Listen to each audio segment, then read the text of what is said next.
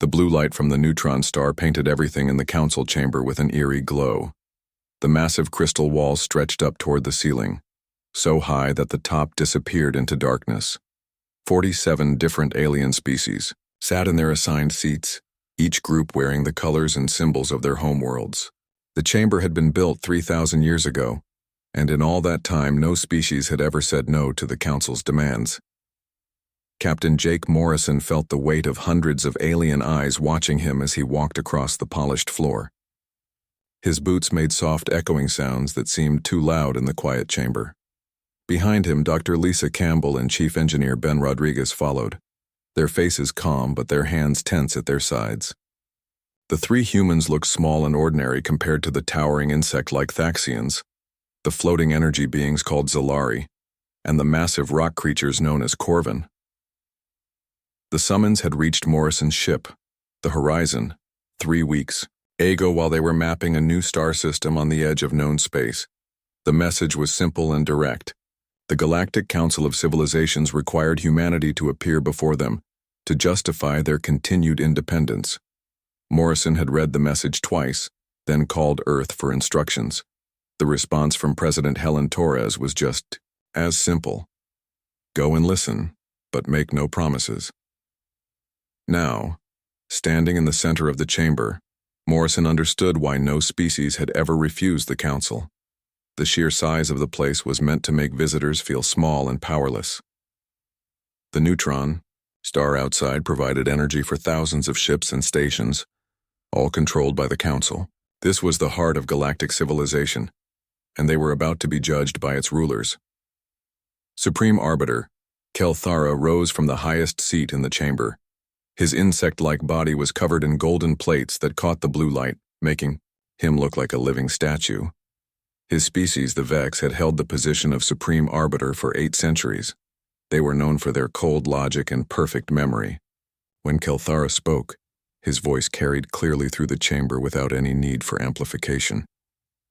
Humans of Earth, he began, his voice sounding like wind through metal tubes. You stand before the council to answer for your actions. For 200 years, your species has refused to join our community. You have ignored our laws, rejected our guidance, and continued to spread across the galaxy without permission. This cannot continue. Dr. Campbell stepped forward slightly. She had studied alien psychology for 20 years and knew that showing fear would only make things worse. We come in peace, Supreme Arbiter. Humanity has always sought friendship with other species. We have never attacked council ships or interfered with council worlds. A low sound came from the section where the Corvin sat. It might have been laughter, but with creatures made of living rock it was hard to tell. One of them, larger than the others, spoke in a voice like grinding stone. Friendship? You take what you want and ask no permission. Your colonies appear on worlds we had marked for development. Your ships ignore our trade routes and carry goods we have not approved. Morrison felt his jaw tighten. The Corvin were talking about the colony on Kepler 438b, a world that had been empty for millions of years until humans arrived. The council had claimed it belonged to them, but their own records showed they had never even visited the planet. The worlds we settle are uninhabited, he said. We don't take anything that belongs to others. Everything belongs to someone, replied another voice. This one came from the Thaxian section, where tall, thin beings with multiple arms sat in perfect rows. The Council has spent 3,000 years bringing order to the galaxy. Each species has their place, their role, their limits. You humans refuse to accept any limits at all. Ben Rodriguez couldn't stay quiet any longer. The engineer had built some of the fastest ships in human space, and he was proud of human achievements. Maybe that's because we've never needed anyone else to tell us what we can and can't do. We solve our own problems and help others solve theirs. What's wrong with that? The chamber filled with sounds from dozens of different species. Some were clearly angry, others seemed confused. Kelthara raised one of his golden arms and silence returned immediately. This is exactly the problem, he said. You believe you need no guidance, no rules, no authority above your own. But look around you, human. This chamber represents the peace and prosperity of the galaxy. Every species here has found their place. In the greater whole. Morrison looked around the chamber, seeing the alien faces that watched him. The Zalari floated in their section like glowing clouds, masters of energy and technology.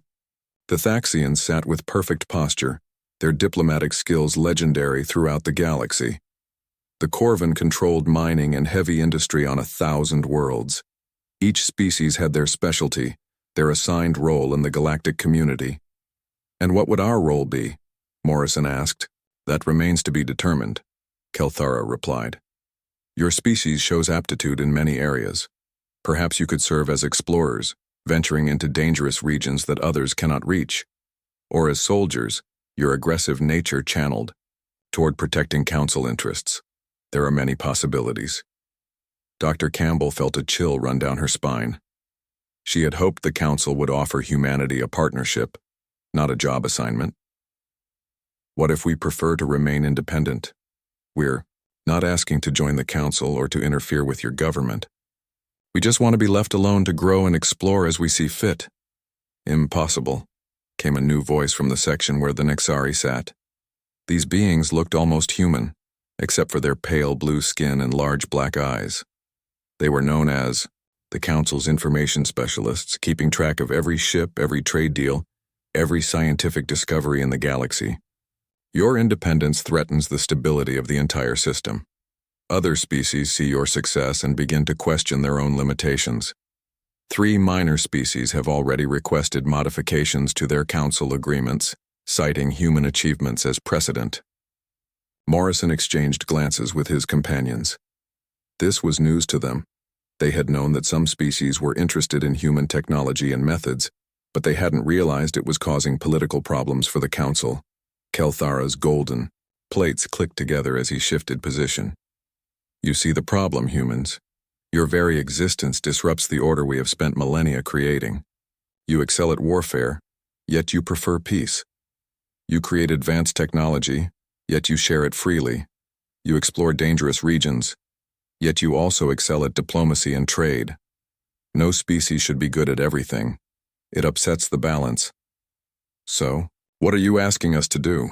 Morrison asked, though he suspected he already knew the answer. Submit to Council authority, Kelthara replied without hesitation. Accept the limitations we place on your expansion. Allow us to redistribute your existing colonies among species better suited to manage them.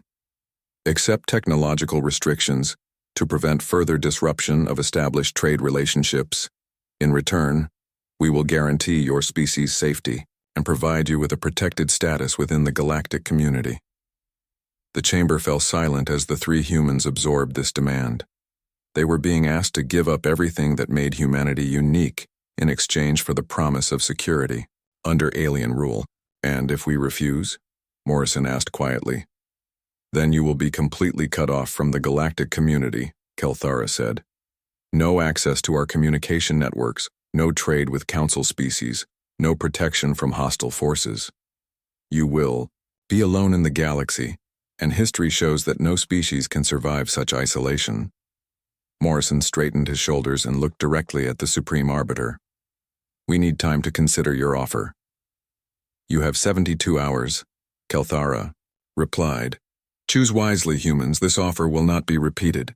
As the 3 humans left the chamber, the weight of the decision pressed down on them like the gravity of the neutron star itself.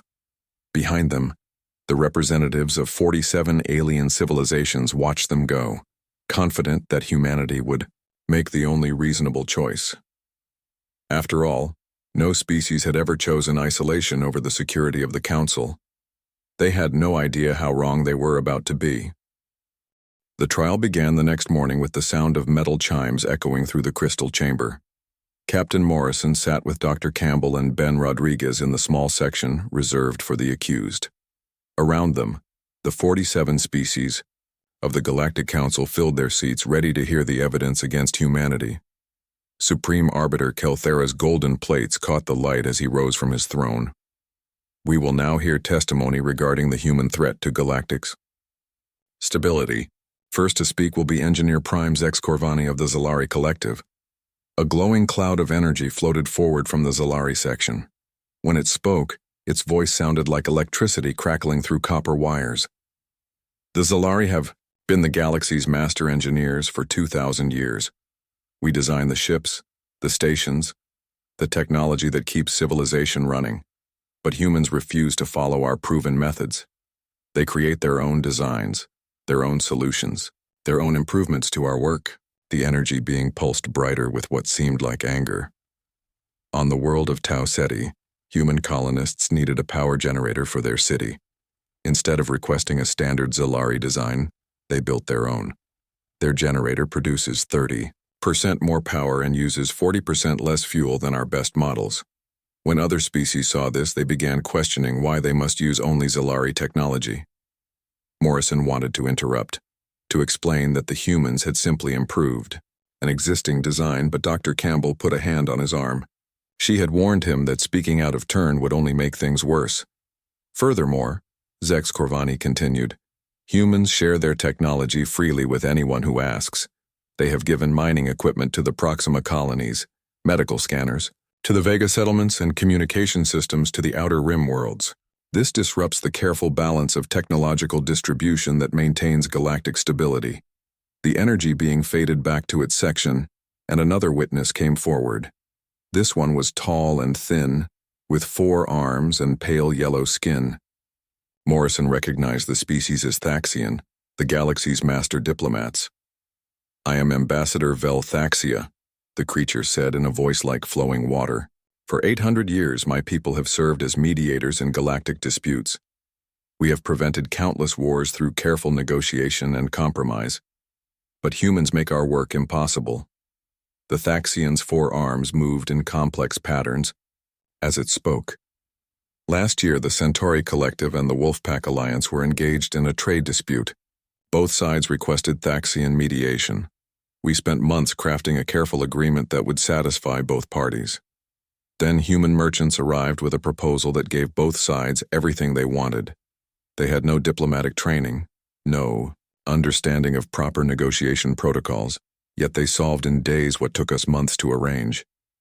Ambassador Velthaxia's arms stopped moving, hanging at its sides.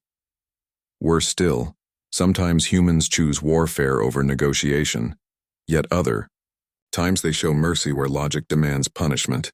They are unpredictable. How can we maintain galactic peace when one species refuses to follow established diplomatic procedures? Ben Rodriguez clenched his fists. These aliens were complaining because humans were too good at solving problems. It made no sense to him, but he stayed quiet, knowing that his anger would only prove their point about humans being unpredictable. The most damaging testimony came from the Corvin Trade Consortium. The massive rock creature that spoke for them had to be helped to the front of the chamber by smaller members of its species. When it finally reached the speaking area, its voice sounded like an avalanche in slow motion.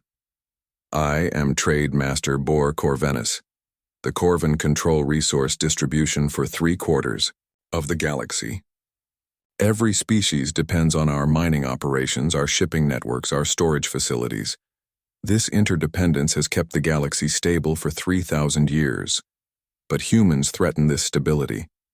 The rock creature's eyes, which looked like glowing coals, fixed on the 3 humans. Human colonies achieve complete self-sufficiency within decades of establishment. They need no imports, no outside assistance, no connection to the galactic trade network. The colony on Kepler 442 grows its own food, manufactures its own tools, and even produces its own luxury goods. They trade with us only when they choose to, not because they need to. Trademaster Borkervanus paused, letting this information sink in. If other species learn to be self-sufficient like humans, the entire galactic economy will collapse. Already, 6 minor species have requested technology transfers to reduce their dependence on Corvin resources.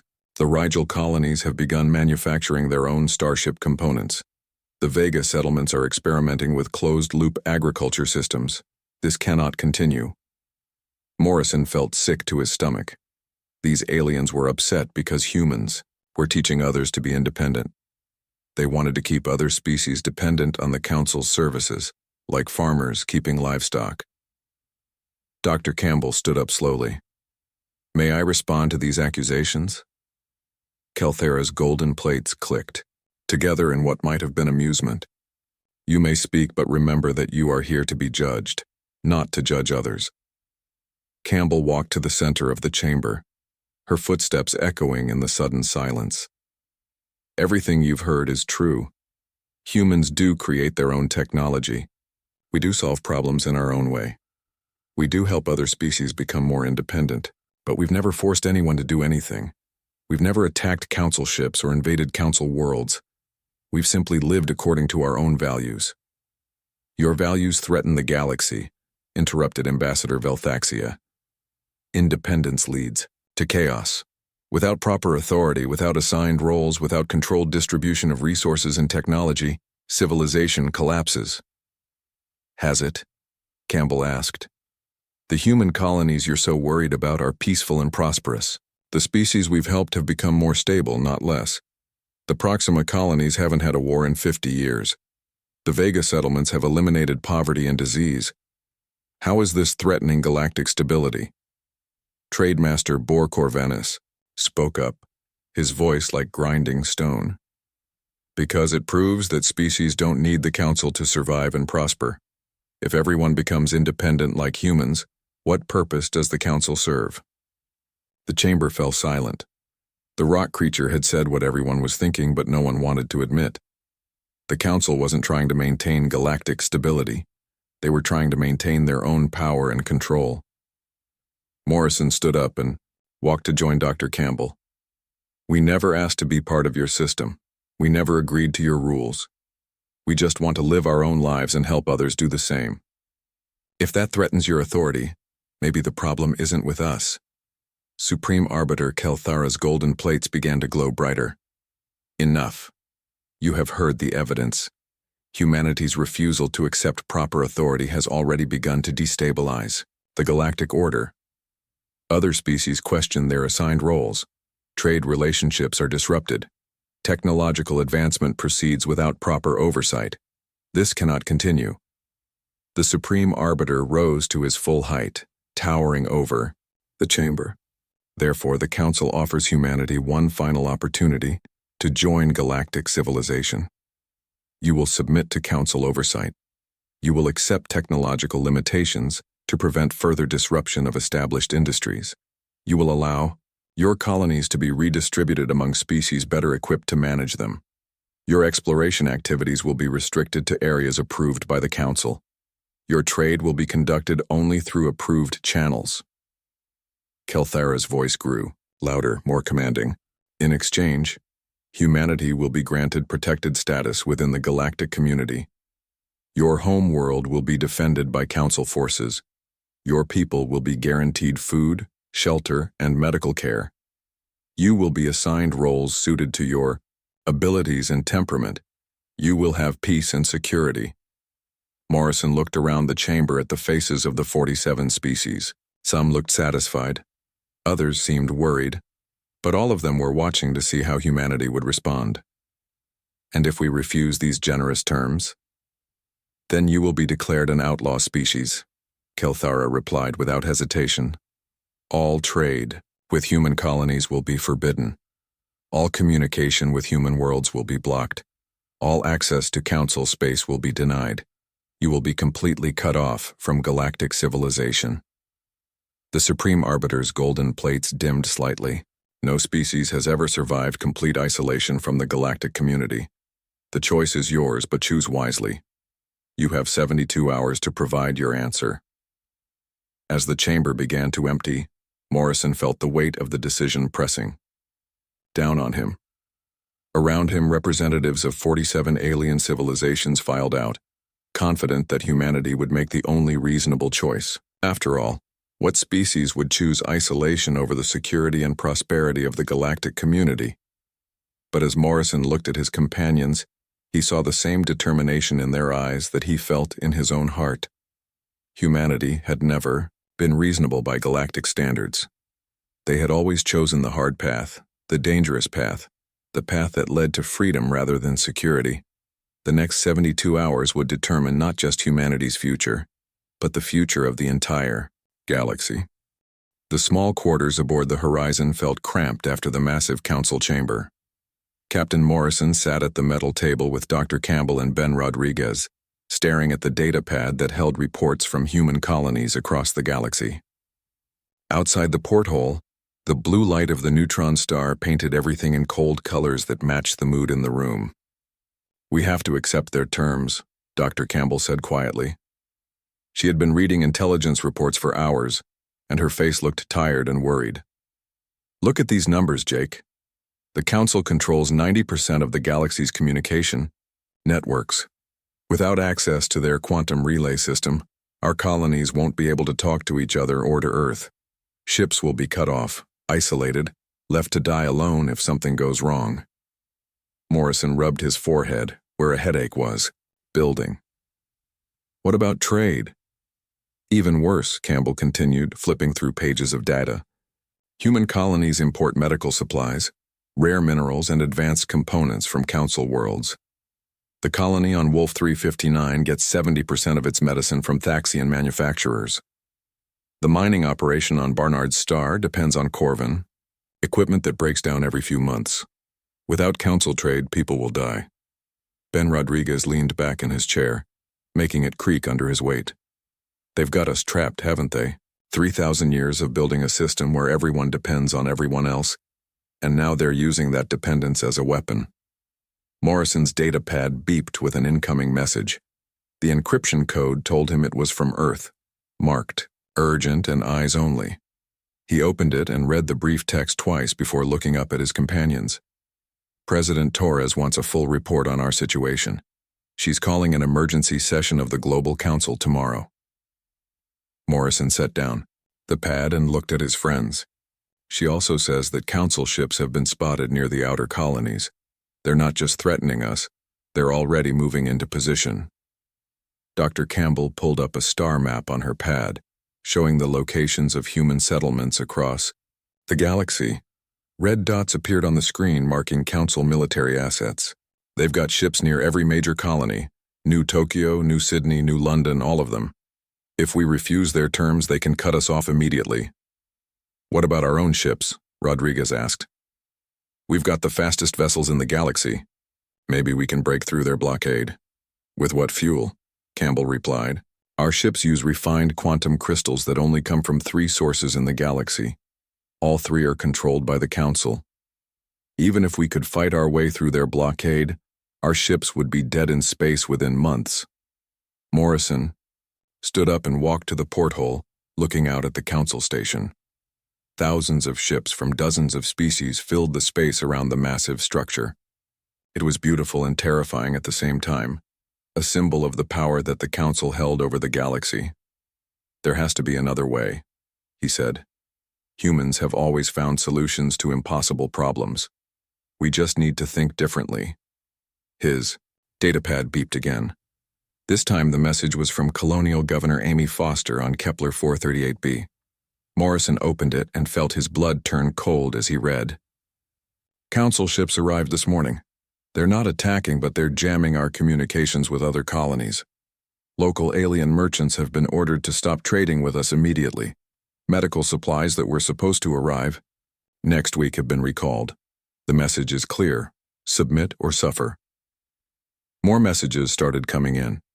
Director Carl Johnson from the Mars Terraforming Project reported that Council representatives had demanded access to all human research data.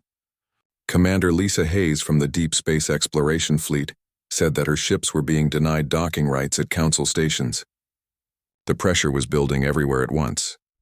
Dr. Campbell looked up from her pad with worried eyes.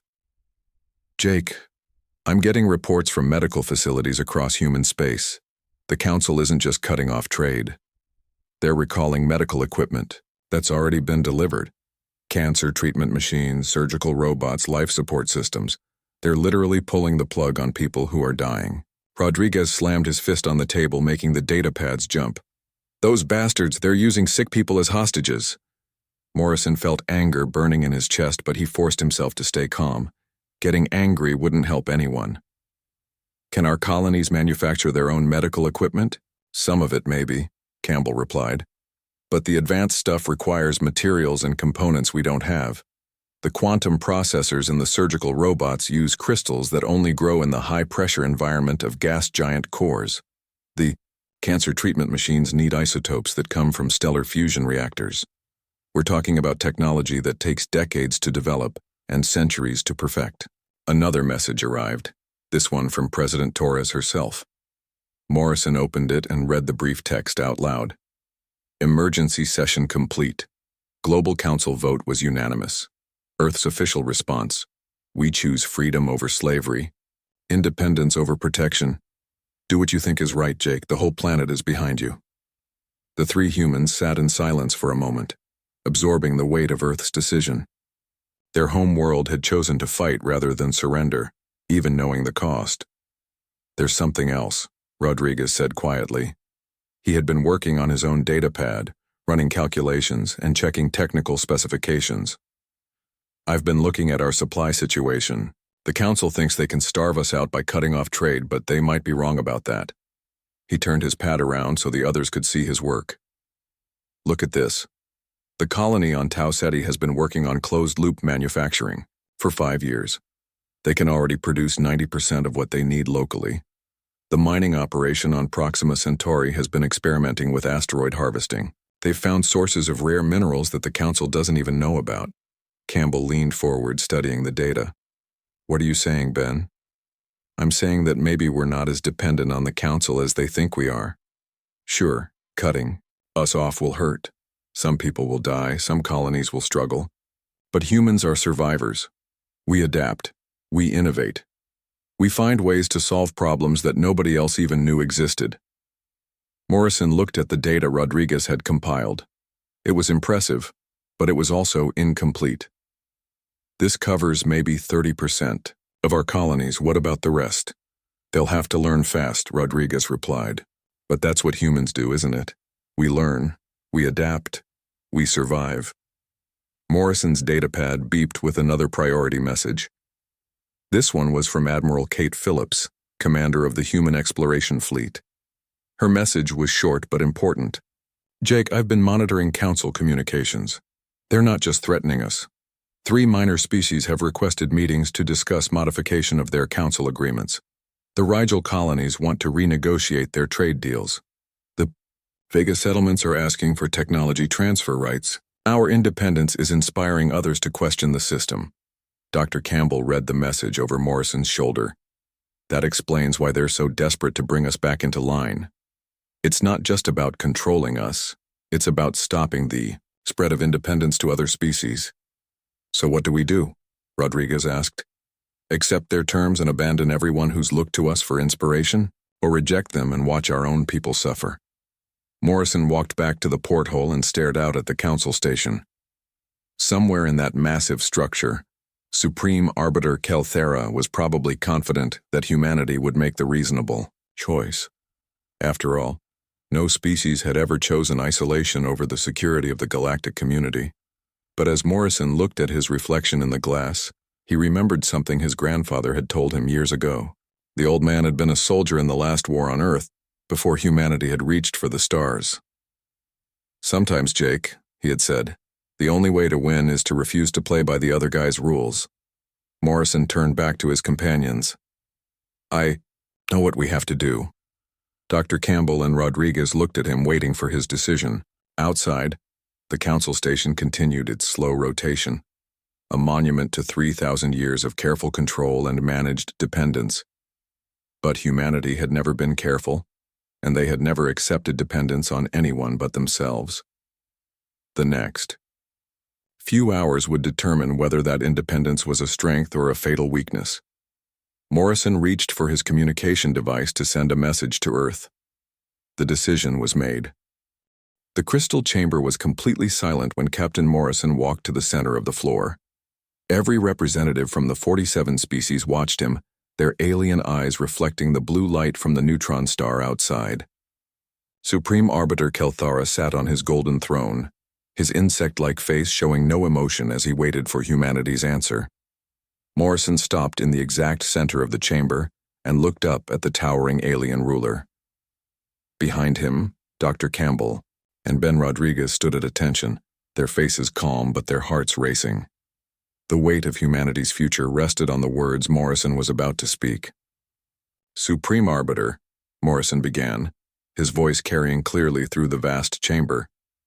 "We have considered your offer carefully. We understand the consequences of our decision, both for humanity and for the galaxy as a whole." Kelthara's golden plates clicked together softly. "And what is your answer, human?" Morrison straightened his shoulders and spoke with quiet dignity. "Humanity respectfully declines your offer. We choose to remain independent." The chamber erupted in sounds from dozens of different species. Some alien voices sounded shocked, others angry, and a few seemed almost pleased. Kelthara raised one of his golden arms, and silence returned immediately. "You refuse our protection?" the Supreme Arbiter asked, his voice showing no surprise. "You choose isolation over security, struggle over prosperity, uncertainty over the peace we offer." "We choose freedom," Morrison replied simply. "Humans have always been explorers, innovators, and free spirits. We cannot accept limitations that would change the very nature of who we are. If the price of galactic citizenship is the surrender of human independence, then we choose to walk away." Trademaster Bor Corvinus rose from his section, his massive rock body grinding against itself as he moved. "You are making a mistake that will destroy your species. No civilization can survive alone in the galaxy. You need our resources, our technology, our protection." Dr. Campbell stepped forward. "We've survived alone before. Humans spent millions of years on a single planet with no outside help. We learned to solve our own problems, to create our own solutions, to depend on ourselves. That strength didn't disappear when we reached the stars." Ambassador Velthaxia's forearms moved in agitated patterns. "Your colonies will fall within months. Without access to our communication networks, they will be cut off from each other. Without our trade routes, they will starve. Without our medical technology, they will die from diseases that we could easily cure." Ben Rodriguez couldn't stay quiet any longer. "Maybe some of us will die. Maybe some colonies will struggle, but we'll learn from every failure, adapt to every challenge, and become stronger because of it. That's what humans do." Engineer Prime Zex Corvani floated forward, its energy form pulsing with what seemed like genuine concern. "You do not understand what you are choosing. The galaxy is vast and dangerous. There are hostile forces beyond Council space, ancient machines that destroy entire star systems, plagues that can wipe out worlds. The Council's protection has kept such threats at bay for 3,000 years. Then we'll face those threats ourselves," Morrison said. "Humans have never run from danger.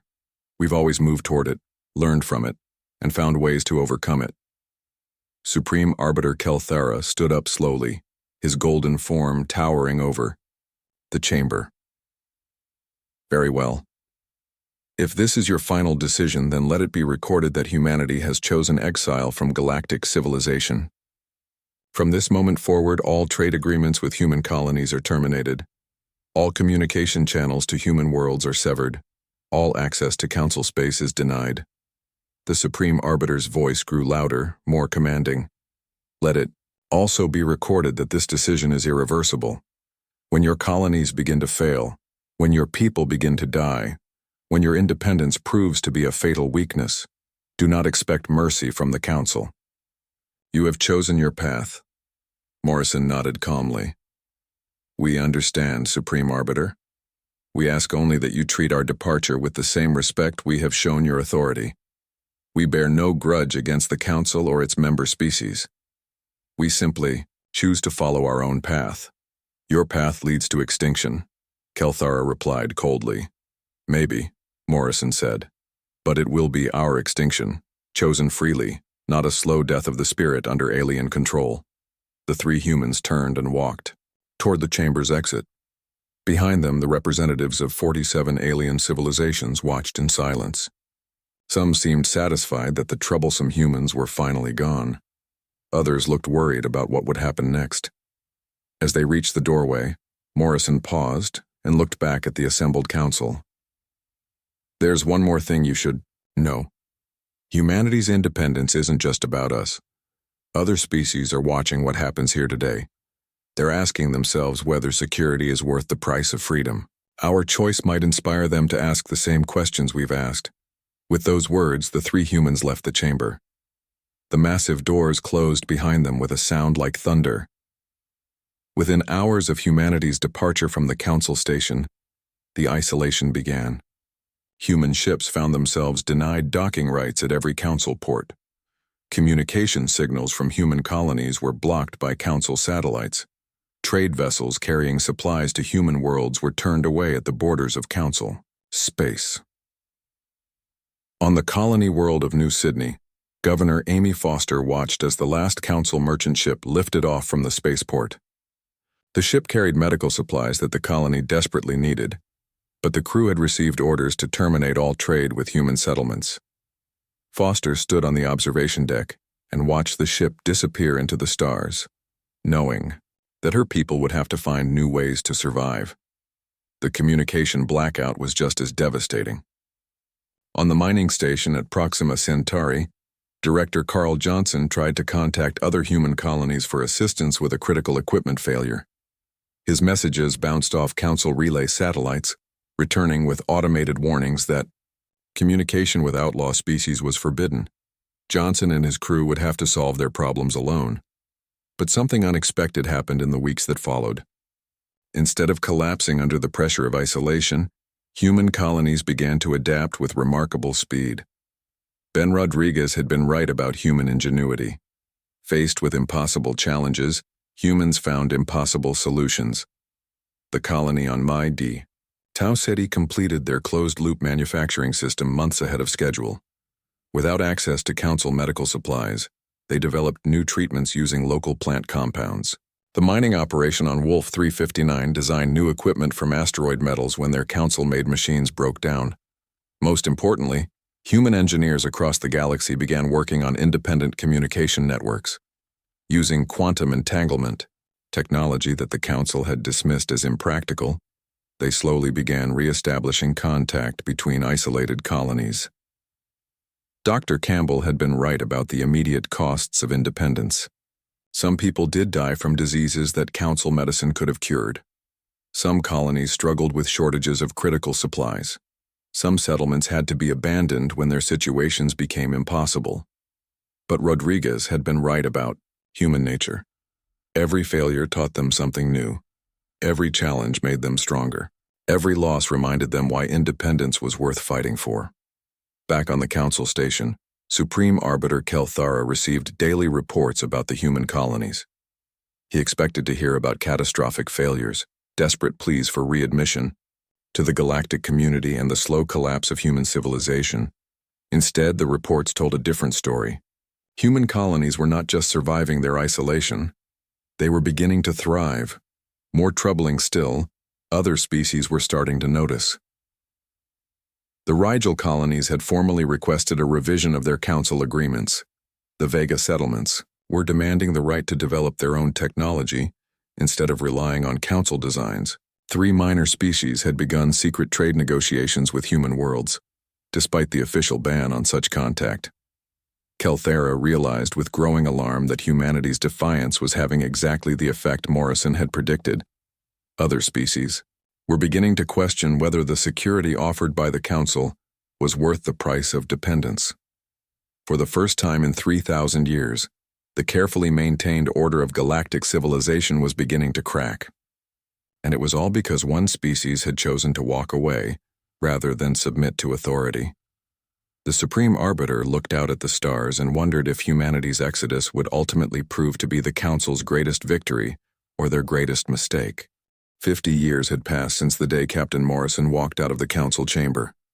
The crystal wall still caught the blue light from the neutron star, but the chamber itself looked different now. Many of the seats that had once been filled with alien representatives stood empty. The Galactic Council of Civilizations, which had ruled the galaxy for 3,000 years, was slowly falling apart. Supreme Arbiter Kelthara sat on his golden throne, but his insect-like body looked old and tired. His golden plates had lost their shine, and his movements were slow and careful. He was reading reports from across the galaxy, and every page brought worse news. The Rigel colonies had declared independence 6 months ago. They had stopped paying tribute to the Council and started trading directly with human settlements beyond the galactic rim. The Vega system had followed 2 weeks later, announcing that they no longer recognized Council authority over their internal affairs. 3 other minor species had made similar declarations just this month. Trademaster Bor Corvanis entered the chamber, his massive rock body moving slower than it had in decades. The Corvan Trade Consortium was in crisis. Without the forced dependence that had kept species buying their services, many of their customers had learned to supply themselves or found better deals elsewhere.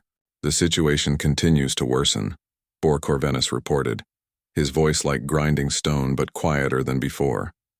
The mining operations on 17 worlds have been shut down because local species prefer to use human-designed equipment. Our shipping routes through the outer systems are nearly empty. Species that once depended on us for everything now barely need us at all. Ambassador Velthaxia floated into the chamber, her forearms hanging limp at her sides. The Thaxian diplomatic corps had been reduced to half its former size as fewer species requested their mediation services.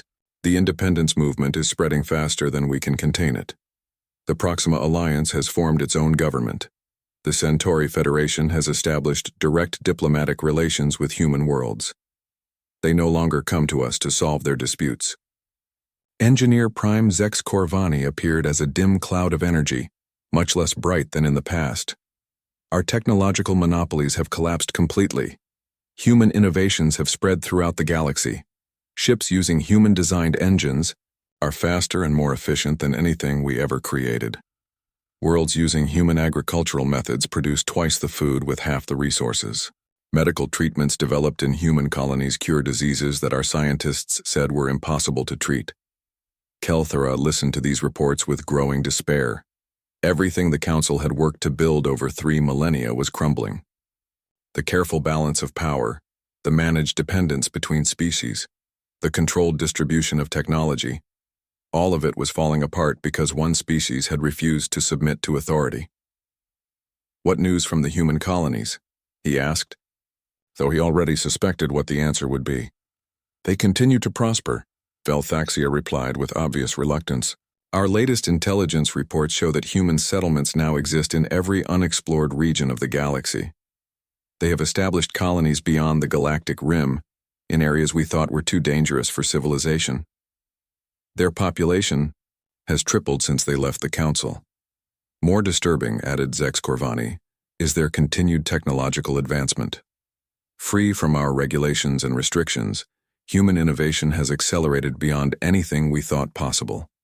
They have developed faster-than-light drives that don't require our quantum crystals.